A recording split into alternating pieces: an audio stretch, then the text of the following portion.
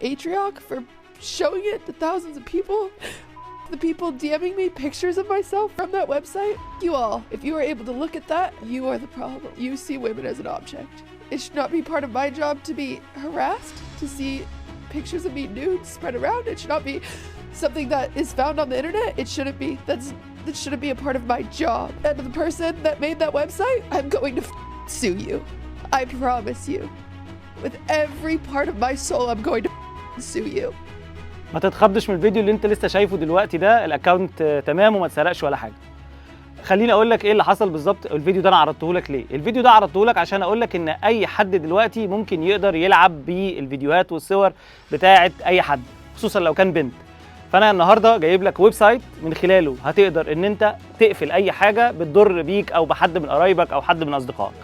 الويب سايت ده استخدامه سهل جدا، هقول لك على طريقه استخدامه بالظبط ازاي، بس تابع معايا الفيديو ده لحد الاخر عشان هكتب لك الويب سايت في الاخر، لان هو بجد بجد هيخدمك جدا وهيحل لك مشاكل كتير قوي لو حد بيتعرض للابتزاز من عندك او من عند اصدقائك. الويب سايت ده بتخش عليه بتسجل حاجه اسمها اوبن كيس، بتفتح قضيه يعني وبتقول له انا كام سنه، وتبدا تابلود له الصور اللي اتسرقت منك واللي بيبتزك بيها الهاكر او الحد اللي سرق الصور بتاعتك دي.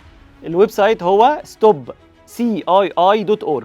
يا ريت تسيب الفيديو ده عندك عشان هينفعك بعد كده، وهترجع له عشان تقدر ان انت تشيل اي صور لحد عندك اذا كان قريب ليك او حد صديق عندك يعني من الاسره، وخصوصا لو كان بنات. ويا ريت كمان تشترك في قناه اليوتيوب عشان فيها فيديوهات كويسه جدا الفتره الجايه هتشرح لك كل حاجه ليها علاقه بالسوشيال ميديا.